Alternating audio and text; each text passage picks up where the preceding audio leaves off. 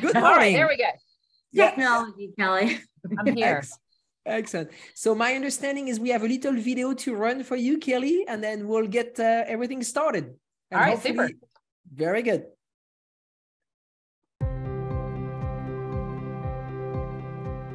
As a daughter of racing legend Dale Earnhardt, Kelley Earnhardt Miller was driven to achieve success both on and off the track. Kelley worked her way up through the NASCAR industry, eventually landing at JR Motorsports to help her brother, Dale Earnhardt Jr., advance his career. Under her leadership, JR Motorsports teams have won multiple championships, and JRM is recognized as one of the top organizations in motorsports. Earnhardt Miller graduated from the University of North Carolina at Charlotte in 1995 with a bachelor's degree in business administration with a concentration in production and operations management. In 2007, she was the recipient of Charlotte Business Journal's Top 25 Women in Business Achievement Award. In 2015, she was named one of Sports Business Journal's Game Changers, given annually to women in sports business for their impact on the sports industry.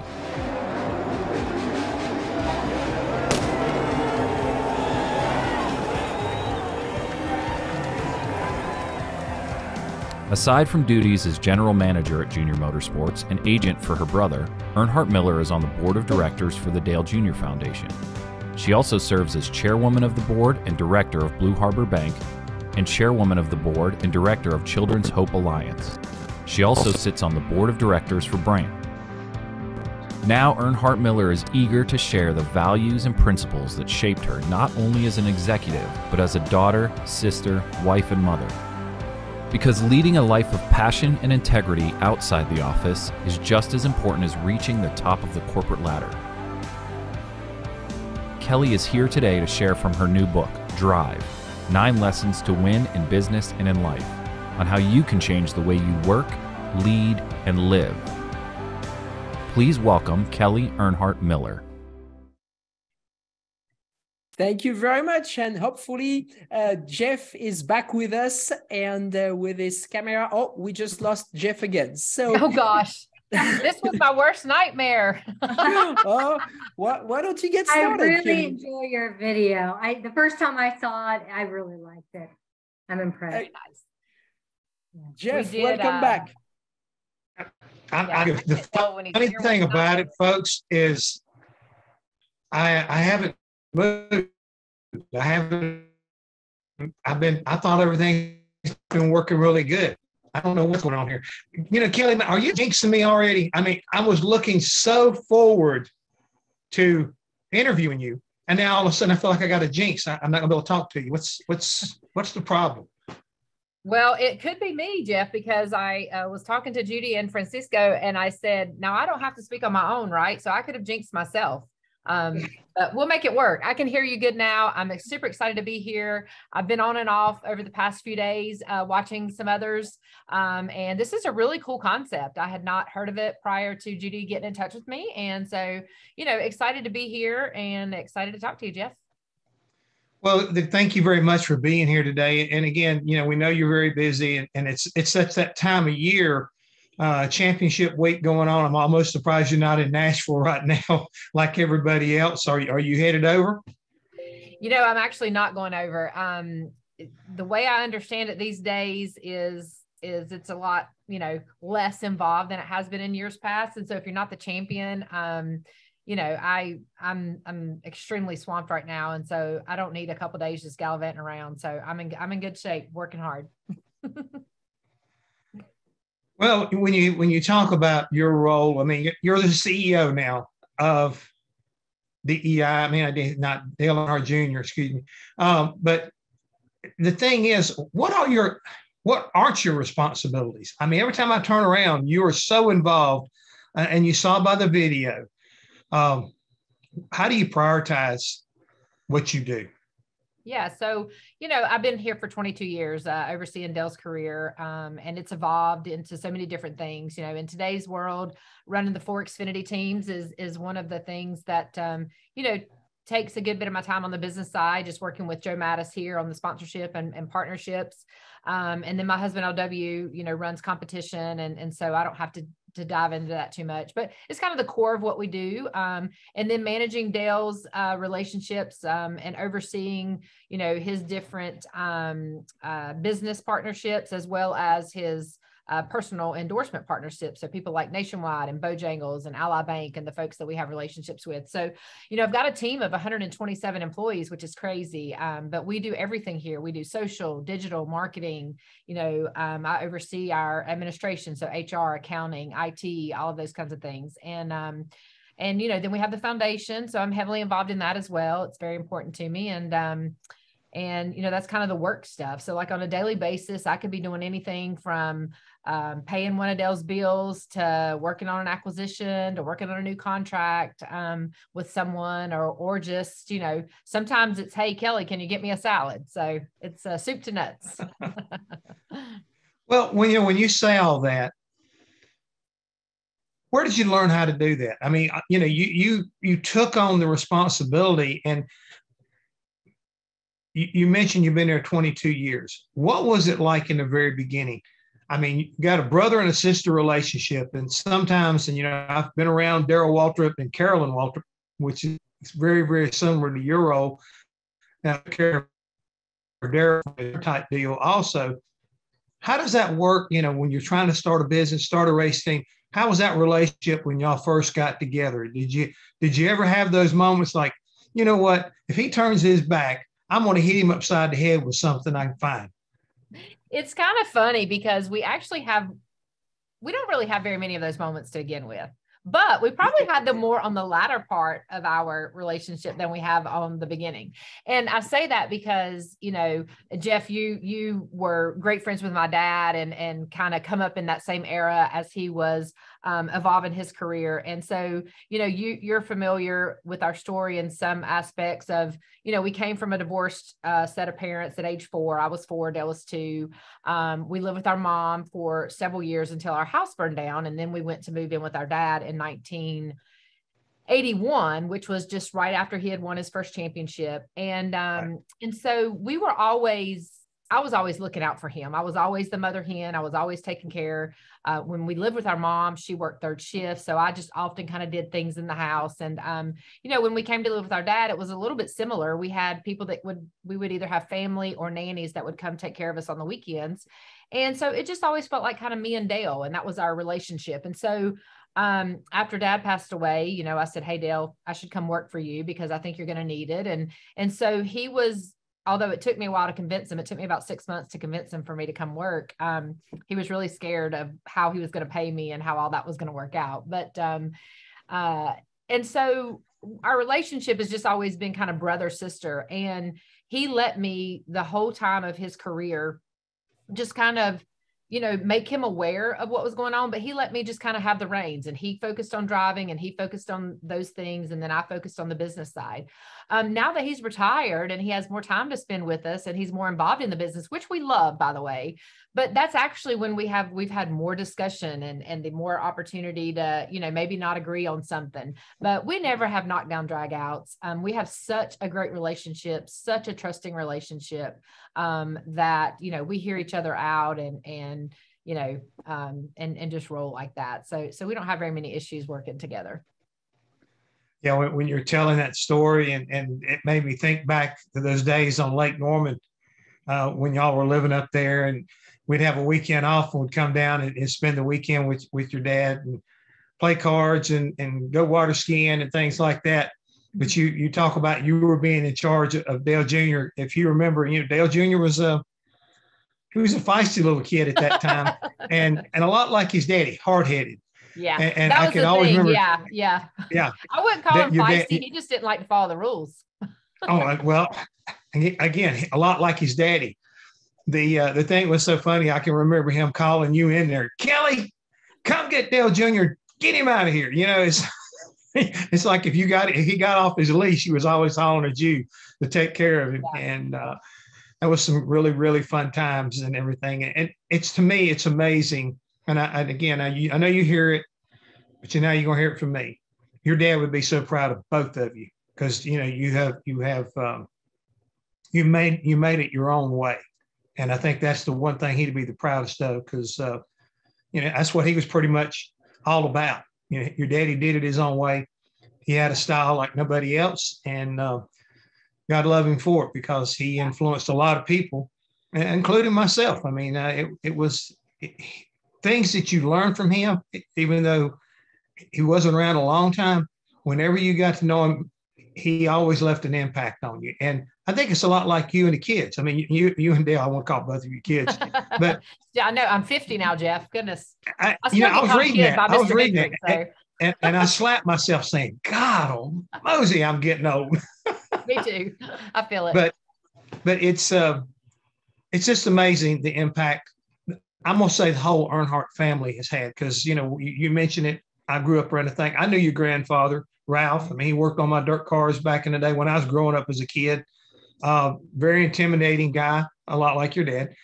But the where I want to go with this, as far as when you got into your business and everything, you started growing it. Who kept coming up with the ideas? I mean, I know you listened to a lot of people, but who kind of like come together from Whiskey River to, all the little things that you guys are into, doing the podcast right now. I mean, that's one of the most incredible ones. It's about racing. Everybody loves it because of the personality, and it's almost like no holds barred show that you can go, and you never know who's going to be there. Yeah, being in this role for Dale, and I've found this to be the same for so many people like Dale in a celebrity position, is that you have a lot of things that come your way. You have a lot of opportunities, you have a lot of business proposals, you have a lot of people's ideas that come your way. And, I feel like my strength has been to, look at those and try to figure out, what will work and what won't, and why you should do something and why you shouldn't. And does this make good business sense? And so, a lot of things like the Whiskey River concept, was brought to us, and someone said, hey, Dale loves to, back in the day, Dale liked to have a really good time. And so, that was something that he was interested in. In other aspects, we have some great people. Mike Davis was the brain of the podcast. In terms of wanting to kind of go out and do some original content. And so he's pretty much led that charge in terms of what the Dale Jr. download looks like. And Mike's worked with us for a long time. He was on the Budweiser account back when Dale drove. So, I feel like that's really where my strong suit is to keep Dale's best interest in mind, advise him from a standpoint of, the thing about the kind of people that like Dale that I work with and that, in the sport, is they have passion projects where they really don't care about the money part of it. And then there's the money part of it. Right. And there's the kind of business that you want to do to make money. And so you just deciphering through that with Dale and figuring out, okay, Dale, is this a passion project that you're just really passionate about and you want to be involved? Grassroots racing is a great example of that in our late model program. It's not somewhere where, we're cashing the checks left and right. Although Josh Berry just won a big one this past weekend, but it's a passion thing. And we try to just keep it going and keep it cash flow, free and not get too much trouble with it. So, because it's something that Dale's very passionate about.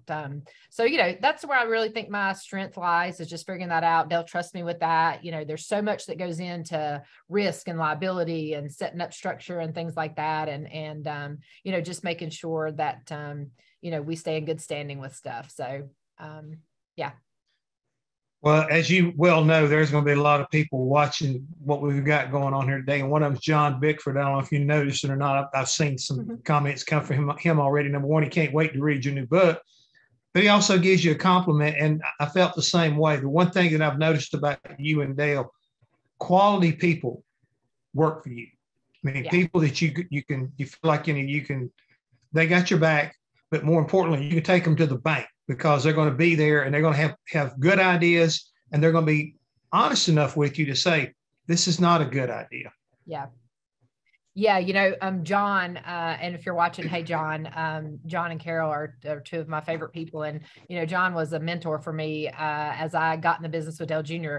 When I started working for him, he was one of the first people I called and said, hey, how do you do this for Jeff? And what works, right? Because there's no sense in trying to figure out a way to do something when there's successful people doing it already. So, you know, I worked for John at Action Performance. And so he was a great mentor most of, a lot of my career, but, yeah, you just, I forgot where my train of thought was going when what you said on the second part of that, but, you know, I think having mentors and good people around you, that's what we were talking about is, you know, just so important. And people, that's one thing that Mr. Hendrick has taught us is that, you know, people are your most valuable asset. And I talk so much about that in my book, which actually came out during COVID, but, was a terrible time, but, it's still, you know, still out and available today. And I still get so many, conversations about reading it, but, you know, your people are your biggest asset. And so investing in them, whether it's time and resources and obviously, you know, money and salaries and things like that. But, you know, having relationships with them, that was something that really I saw my dad do. And you know this, Jeff, about him and his relationships with people is that, you know, he knew your name, he knew about you, he knew your family, he checked in with you. And, you know, I think that's just so important in terms of building relationships with people. And that's honestly what people will remember. You know, I don't really care to be, you know, the video's great, you know, these awards that you've won or this, that, and the other, but, you know, I want people to talk about the kind of person that I am and that I was to them, you know, when it's all said and done. So, you know, that's the best thing is growing people. I just saw something on Twitter the other day, you know, leadership is really an act of service to help others grow. Right. And I just think that's so important in a position like mine to help other people. And, you know, and when you have good people around you in a business like this, you know, you're definitely going to be successful at it, having the right people and giving them that time and attention that they deserve. No, I agree with you 100%. And here again, with your experience and everything and where you are today, as you pointed out, you're a middle-aged woman. And you can say it. Yeah, I can say that. When you look back, you know, you got your experience. But now as you look forward, and again, you've got a new title, and I know titles are great, but a lot of times titles are given for a reason. So what does the future look like for you as far as, you know, that Junior Motorsports is concerned and what you're trying to do with your organization and your organization as far as the race team, but more importantly, the company as a whole? Yeah, you know, it's funny because so many people were like, you know, congratulations on your CEO role. And I've been doing this job, you know, my role really didn't change much as my title. The biggest thing of it is just to give growth opportunities in our company. You know, I one day want to retire and, you know, so just trying to, you know, delegate and feed more responsibility to people that are within the organization, so that they can grow and, you know, probably do some of the things that I've been doing, so that one day, you know, that it can go on. You know, the hope is that as the race team or Dirty Mo Media or any of these businesses that we have, that it's not just a Dale Jr. and Kelley thing, and it doesn't, you know, its survival isn't just based on Dale Jr. and Kelley, and that we build businesses that can, you know, outlive us and so on. And so, you know, that's kind of the biggest thing in terms of the CEO role was, you know, being able to put some levels underneath us and some key people in places and positions underneath us just to continue the success of the business into the future. While we're kind of like at that point and you're talking about the future, how do the kids factor into this? Yours as well as his? Yeah. So, you know, my children are 22, 17, and my son's 10. So he's my youngest. My 22-year-old is working in the sport. She works for Dylan Smith, Mamba Media. So she's kind of in the marketing and social media and digital world, and she loves that.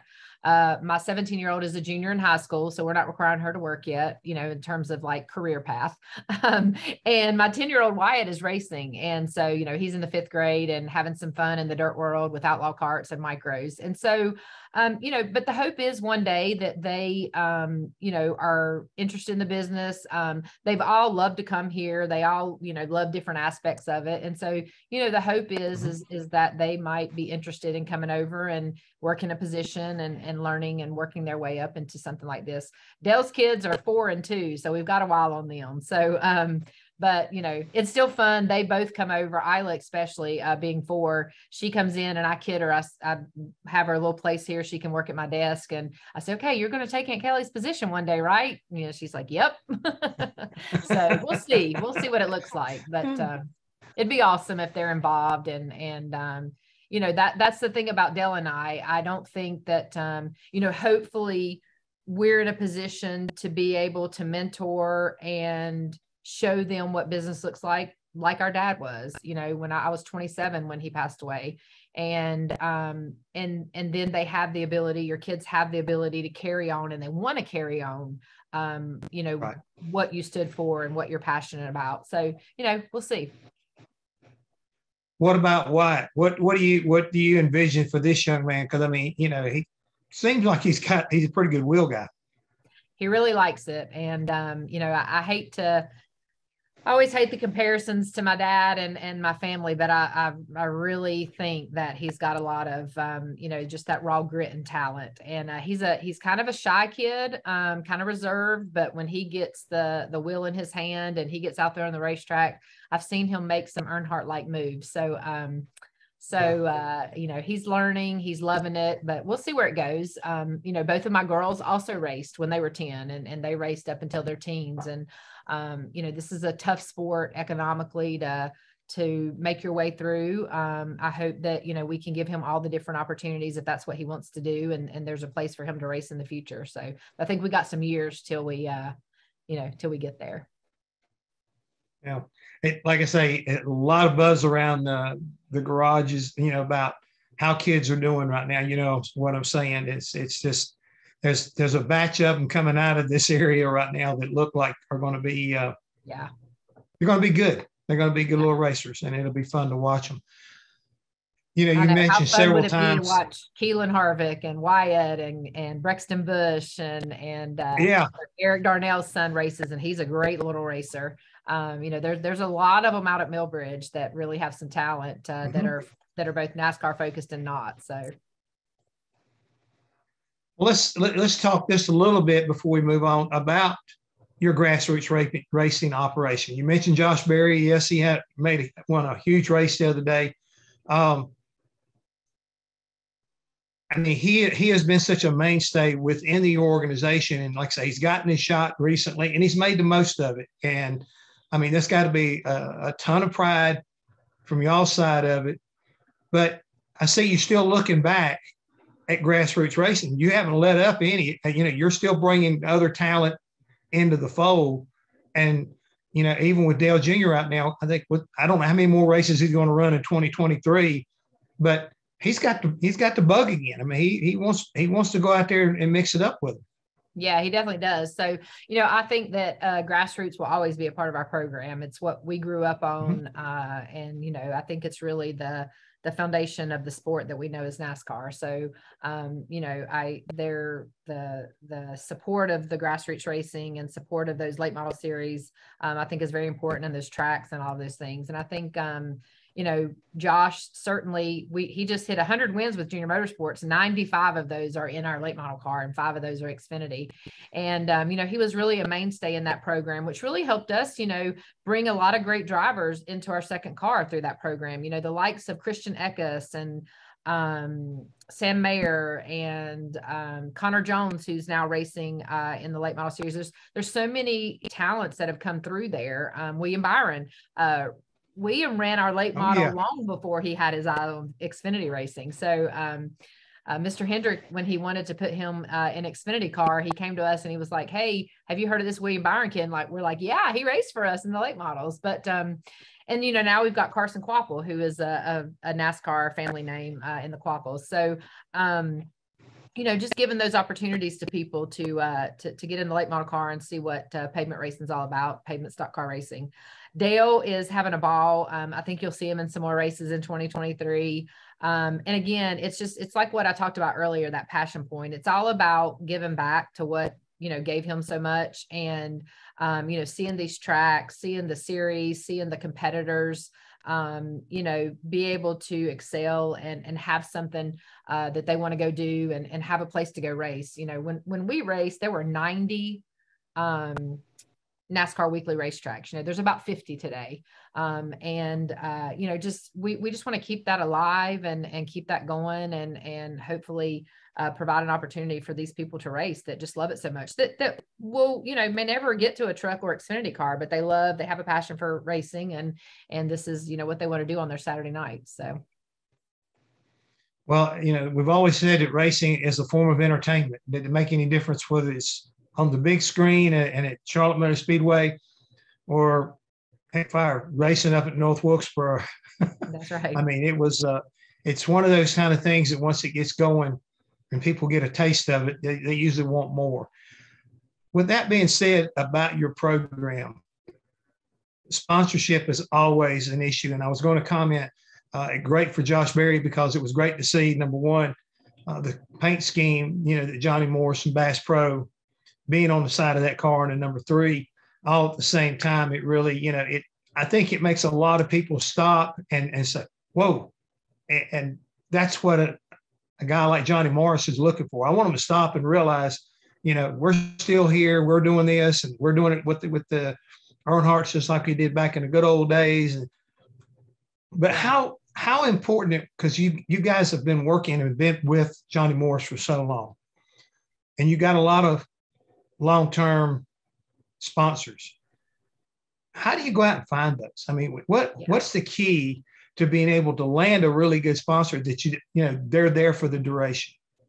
Yeah, it's been tough, and it's been over the last 10 or 12 years since the original kind of 2008 economic turn, and then we have COVID 10 years later and 10, 12 years later. But it's just we're lucky that we have a passionate following in our fans and Junior Nation and Dale and so many things, and that we do well on the racetrack to try to tie these sponsors together. But we were lucky with Tire Pros to, grab that relationship due to really just an internal relationship that we had here on the shop floor who brought that forth. And, Bass Pro, Johnny's been a great supporter of the family for many years, and having him back in the fold here has been fun with Noah, and now moving that over to Josh. So, and, we just re-signed Unilever, which is like a 12-year partner of ours. So, I think we do a good job for them. It's, we have to adapt and change. Marketing has changed. The social world and the digital world has really changed the way that people go to market their products. And so, adapting to that.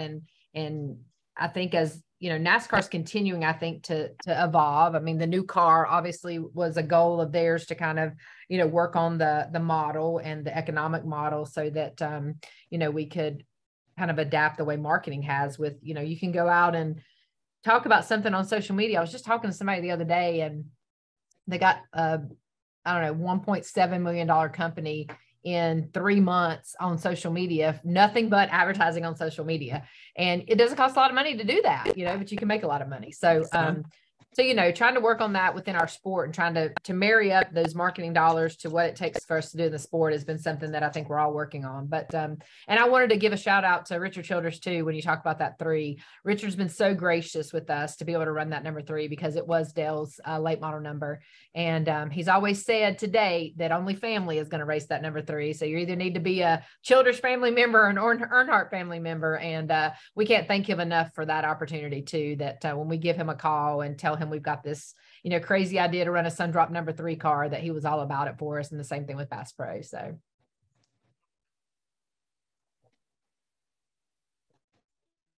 We always talk within the industry that we're all family, but Richard Childress, he personifies exactly that. He really does. He really makes everybody understand that when you're NASCAR family, that means you're important to each other. And I think it's one thing I've always loved about our sport is we're there for the good times and we're there for the bad times, but you're never alone. That's the key, is you're never alone. Yeah, absolutely. Very supportive.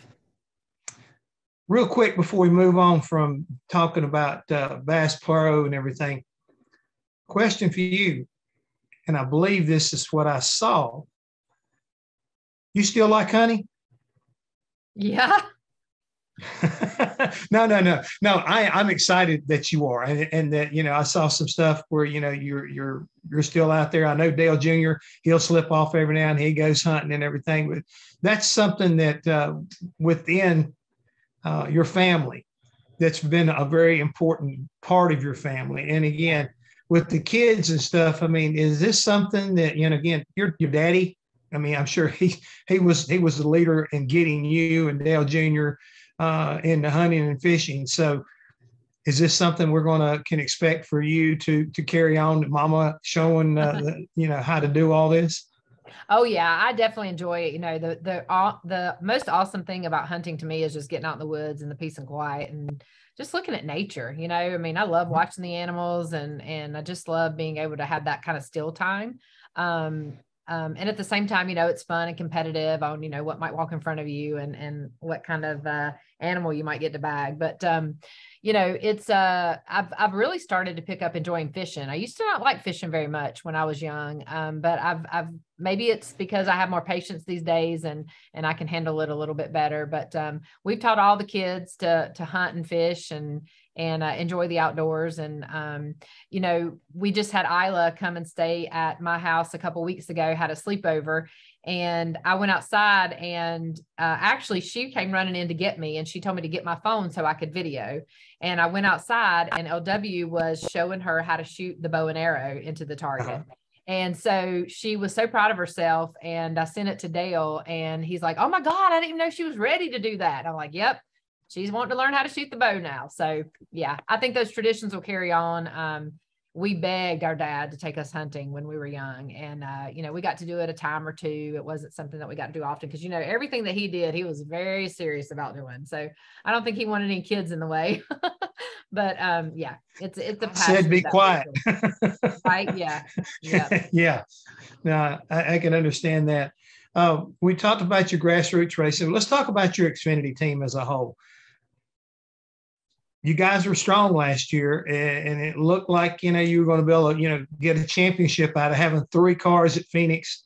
Didn't quite happen, but a lot of changes, you know, in the off season. So what can we expect? And, you know, what did you learn from, even though it was a successful season, what did you learn that you need to improve on? Yeah, you know, we had such a great season for Junior Motorsports at 15 wins and having 3 of the 4 there vie for the championship. You know, I think this coming year, we're going to have some tougher competition. You know, they've announced recently that Cole Custer is going to be in an SHR car coming back down to the Xfinity Series. So that's definitely going to be, you know, another tough competitor for us. You've got, I think, you know, maybe John Hunter coming in over at Gibbs. So, you know, I think that what you have to remember in racing, and Jeff, I think you know this well, you've got to continue to refine, you know, what you're doing, because if you stick with status quo and you're not looking for the next 10th, or you're not looking for the next opportunity to go faster or have some sort of strategy, somebody else is. And, you know, the sport will pass another team will pass you pretty quickly from that aspect. I'm really excited though. We've got, you know, a new driver coming in, Brandon Jones, who I think is just going to fit into our fold so well. He's got such a great personality, such a down home person. And, you know, 2 new great crew chiefs coming over as well. So, you know, we're going to be pairing Marty Lindley and Sam Mayer together, which I think is awesome. They ran together before. I think that's really going to help Sam. And Jim Pullman's coming over to race with Justin Allgaier, which is a change up. And Jason Burdett's going to move over to Brandon Jones. And then Taylor Moyer will be back with Josh Berry. So, you know, I think our lineup is strong. And you know, I'm really excited about what next year brings as far as racing goes. And I think we just have to remember that we're always fine tuning. You're always looking for, you know, just a little bit better way to do something and just find that little edge. And as long as we don't lose sight of that, you know, I think that you'll see us up front, you'll see us up competing and trying to, you know, capitalize on every opportunity that we can to 15 wins, though, is a lot to kind of, you know, set the bar at. No, I understand exactly what you're saying, but it's again, there wasn't a race you went to that you weren't a factor in. one of your cars and most of your cars, I mean, they were always, within the top 5 and more times than not, 1, 2, and 3. And even when you had Sam running your 4th car, I mean, it was very impressive. And to put that kind of package together, but at the same time, we all know within racing, there are going to be changes. And you got to be anticipating those changes. And at the same time, even though you may not want to make that change, if you don't make it, somebody else is they're going to change for you. And I've seen people that want to be promoted within a team. If you don't give me a car chief job, if you don't put me as a crew chief or something, then I'm going to go somewhere else where they want me to be able to do that. And because I want to move up, and that's growth within your own organization and being able to see that you recognize that and you do it. I think it's a huge plus. It'll make you stronger as you go forward. Yeah, absolutely. We try to give those opportunities and set things up like that, right? So it seems like, in the Xfinity Series, you're more of a stepping stone, obviously, to get to another level. And we've seen that this year with Luke moving on with Noah and several of our team members from that team moving on, and just gives other people the opportunity to come in here. I just was downstairs the other day and saw a new face. So I stopped to introduce myself, and he came over from the Nice program in the Truck Series, which is awesome. Moving up into the Xfinity Series, getting different experience and experiencing different things. So, that's while we hate to see people move on and all that kind of stuff, it's just kind of part of what happens in our series. You're right. I'll go way back to 1981 with Junior Johnson, won that championship with Darrell, and I was just a crew member. And the following year, all of a sudden, I'm a crew chief, and I've got a whole different group of guys because everybody, went a different direction. But I think it proves that if you've got a core group, and I'm looking at you and Dale Jr., if you're the core group, you would be the same thing it was with Junior was up there, Junior Johnson. It's like, it didn't matter who was there. You're going to give them the guidance and they're going to have the support to be successful. And that's a good thing. It's a great thing for those individuals, but it's great for the sport. You got your Xfinity Series going. You've got your short track program also just as solid as can be. What's in the future? I mean, we keep hearing you want in cup level. You really would like to get a charter. You'd like to get going here. Where are you at with that? And then what are the challenges? I think a lot of people would look at you and say, well, I can't believe what's stopping them. I mean, they're Earnhardts, they got money and they got the name, they got, I'm saying, everybody starts saying, you got, but can you explain to them, even though we got all that, we need this, and this to be able to make the whole thing work? Yeah, absolutely. So, we are interested in cup racing, and we've been trying probably over the last 18 months to 24 months to really put something together and put a program together.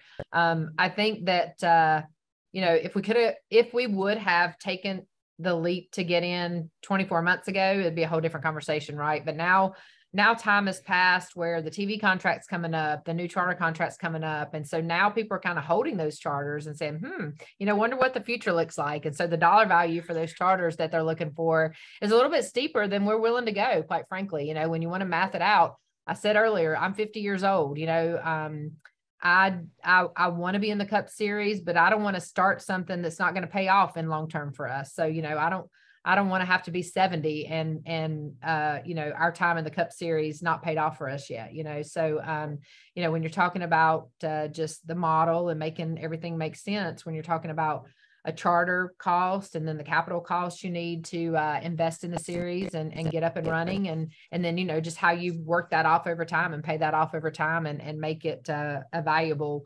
exercise for you is just not really penciled out yet. So I feel like we've got everything that we need in terms of a great company, a great group of people, with the new car and the way that people, I heard Justin Marks talk about this the other day during his session here.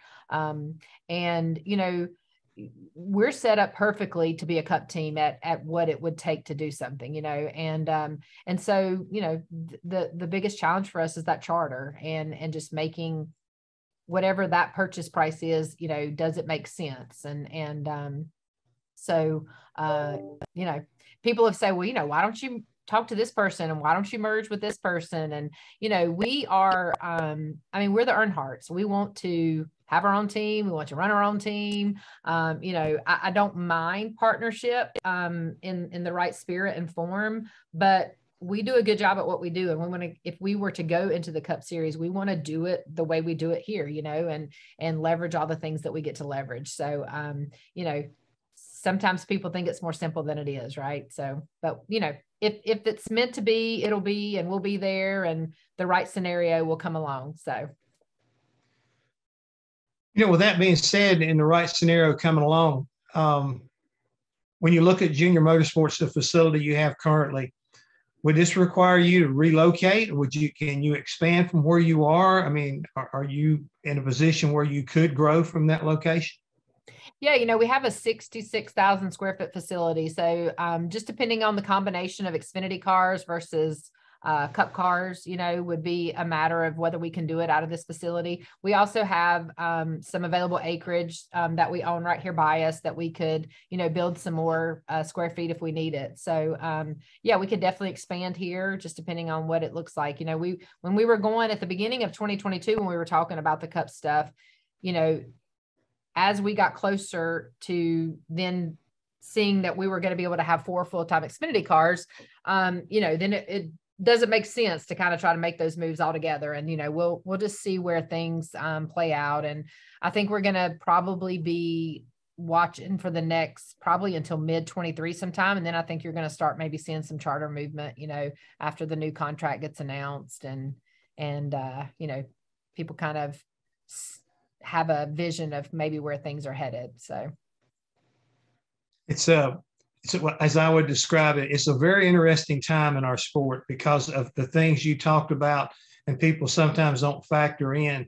The television contract is the big elephant in the room right now, because the whole industry, it will rise and fall a lot off of what television, does do or brings to our sport for the future. Yeah, absolutely. Speaking of that, I didn't ask you this, but I'm just curious if you would share this with us. The new drivers and stuff you've come in to your fold this year. Talking about Jones and you got Justin Allgaier being there. With your drivers and all your Xfinity drivers at this moment, are they on long-term or multi-year contracts? So you try to get them tied up? Yeah. I think that maybe only one of them is on a multi-year contract, maybe 2. But in our sport, it seems like from a sponsorship standpoint that's kind of where it is too. It's either 1 or 2 years, as much as people want to, and the biggest thing is that, all 4 of our drivers want to go Cup racing, right? That's the goal. When you're a truck racer, you want to go Xfinity. When you're Xfinity, you want to go Cup, and somewhere in between, you just want to be a Cup driver eventually.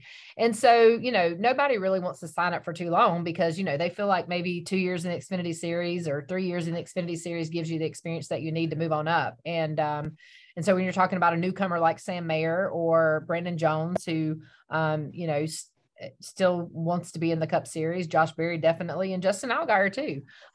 He's super happy with, the success that he has here at Junior Motorsports, but if the right Cup opportunity came along, he'd definitely jump back in that ocean. So, we never get to sign too far out, too long out, just due to those kind of things within our series. Well, now this brings me to the point. I want to talk a little bit more about you. I saw you at the Women in Motorsports Symposium this past summer. A lot of incredible women that are involved in motorsports, and you being one of them. I mean, working with, I work with Jessica Fickinger from SMI. I know Lynn St. James, talked to her multiple times. How do you feel when people look at you and say you're one of the most powerful women in motorsports? Is that a good thing, or should they be looking at you saying, "Man, Kelley is a power in motorsports"? Yeah, and forget the woman it's part a catch-22. I long for the time where it's just that you're a powerful person in whatever, right? But I think we're just still in that transition of the roles of women in the past, whether it was the role of the woman in the home or out in the professional world. And we're in that transition of those things changing, which is fun. You know, the most awesome thing for me being at that particular symposium that Lynn St. James put on was all of the young people that were involved. There were so many college student girls, engineering backgrounds, whether they wanted to be engineer based, whether they wanted to be marketing focused, PR, some wanted to be drivers. That was so exciting because that, you know, didn't happen back in the 90s when I was their age. You know, when I raced cars, I was 21 years old. I raced against other 21-year-old boys. I raced against a lot of 40-year-old men. I never raced against a 40-year-old woman. You know, they weren't there. And so I love seeing that when you go into our sport now and the networking events that you're at, is that you're seeing, you know, young and old, but we're seeing so many you know, younger generation folks that have that opportunity to come to the table and participate and get jobs and internship and all of those kinds of things, male and female. But, you know, I think it's especially cool from a female perspective. And, you know, I don't mind talking about what it's like being a female in the sport. And I definitely think I've had a leg up because I'm an Earnhardt. And so there's a lot of instant credibility that comes with that name. And being a female, but, you know, I long for the day that we don't have to have those conversations. I long for the day that you're just, you know, you're just one kick, you know what kind of person, you know, and it doesn't matter whether you were male or female and trying to do it. The thing also that it came out in that seminar, I love the fact that they dove into, I guess you'd say, being a mom and trying to do your job. Mm-hmm. And they had interesting response because a little bit like what you said earlier, you told the age of your children and you say, okay, I got a 10-year-old. So I've already passed, you know, having to worry about either being at home or bringing the baby to work, you know what I'm saying? But there's a lot of people out there that wondered, how did you keep going raising kids? I mean, because you've already told us how many years you've been with Dale Jr.? 22. Yeah. I mean, that pretty much, you know, you've raised 3 children being in the position you're in. Yeah. You know, I mean, it just takes a village, like they say. You know, you've got to count on, you know, family and support people. You've got to count on an employer that, you know, gives you grace where you need it. You got to count on your ability to say no and not push yourself too far. I talk about that in my book. I think that's one of the most important things is that when you're in a position, you know, like I am, I get asked to do a lot of different things, get asked to be on a lot of different boards. I get asked, and I just try to not pack my schedule. It's no good for anybody if that's the way it is. And, you know, I try not to just overextend myself and you know, make the important things matter. I think it's, you know, sometimes my kids will ask me, you know, well, you were the only mom that wasn't, you know, at such and such at school or whatever. And, you know, you just try to explain COVID was really good for that, for my kids to really see what work was like, because, you know, I still was doing things at home and, so, okay, you know, these 2 hours are set aside for working. Well, what are you doing? Well, I heard you talking about this, or I heard you talking about that. And so it was that opportunity to kind of share that with them and what you do, and then kind of, you know, make time. But you know, it's just a strategy that you have to decide. And there are things in this sport that maybe you can't be a race car driver female and be a mom when you want to be. I don't know how that would work. It'd be probably pretty hard if you were a competitive driver that didn't then step out for 9 months while you carried a baby. So, you know, there's certain things that you've got to decide, you know, where they lay for you in terms of, you know, how hard you want to go after something. But I think for the most part, it's, you know, it's that work-life balance. It's important. I think, again, you talk about the world changing, the world's changing to that. You know, I have multiple employees in this building that leave at 3 o'clock because they need to go home, pick their kids up from school and go home and have time to do homework and dinner and have a family life. And those are just the things that you have to work through, you know, and if you have good employees, I don't care if they're back on their computer at 8 o'clock at night, getting whatever they need to get done. That's, you know, that's kind of the balance that you look for. You're just looking for that racer commitment to get the job done. Exactly. You figure out how you need to be scheduling it, but the end game is excuse me, Thursday afternoon or Thursday at lunch, we're loading up, going to the racetrack.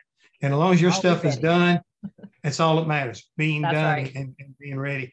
I would be remiss if I didn't mention one of our attendees said she agreed 100% with everything you've been saying. Is Alba Colon, longtime engineer and been in racing and just a great person. We talk about, a female or woman that's been in the sport. And excuse me, I would say she has kind of clawed her way to where she is today. And she's just always, to me, when I see her, she's always smiling. She's just an inspiration. If you want somebody to be like, she gets it done. I really, she's a rock star. I watched her watching. session the other day too. But we have so many rock star females. I get to talk about it a lot, and the name recognition and all that's wonderful. But there are so many rock star females in the sport that are making their path from various backgrounds, and it's awesome to see. And it's awesome that they have platforms like this one and others, to get out there and tell their story. Yeah. Well, I'm in here. Go ahead. I'll be purchasing your book today, not because you're a female powerhouse in racing, which is you're very grounded to, from what I hear, just because of your insight and Thank you. what you've learned and how you see it. So that's what I'm going to do. I'm going to buy that today just because of that. Awesome. Thank you, Judy. Thank you very much, Kelley. Great honor to have you on. What an inspiration session. Thank you very much for your time. Registering on ePartrade is easy. To start, click on the Join for Free button on the homepage. First, search your company to see if it's already in our database. If you see your company on the list, click on it to select it. Then, choose Claim Company if you are one of the decision makers, an owner, marketing person, or main company contact. Or choose Join Company if you are an employee, and press Continue. If you couldn't find your company in our database, select Register a New Company. On the following page, fill out your name, email, phone number, job title, and choose a secure password. If you chose Register a New Company, you'll need to choose your business type. Select Supplier if you're looking to display products or services and connect with buyers. Choose Racing Business if you're looking to source new parts and connect with suppliers. Choose Race Team if you own or are a member of a professional race team. Then, enter your company name. Please provide a website, Facebook page, or LinkedIn if you have one, and choose to either claim or join the company. You can view and agree to our terms of use here. If you'd like to receive our weekly newsletter, choose Accept. Finally, click Register Now and your registration will be submitted for approval. An email will be sent to your inbox. Please confirm your email address and you will be approved shortly. Welcome to ePartrade.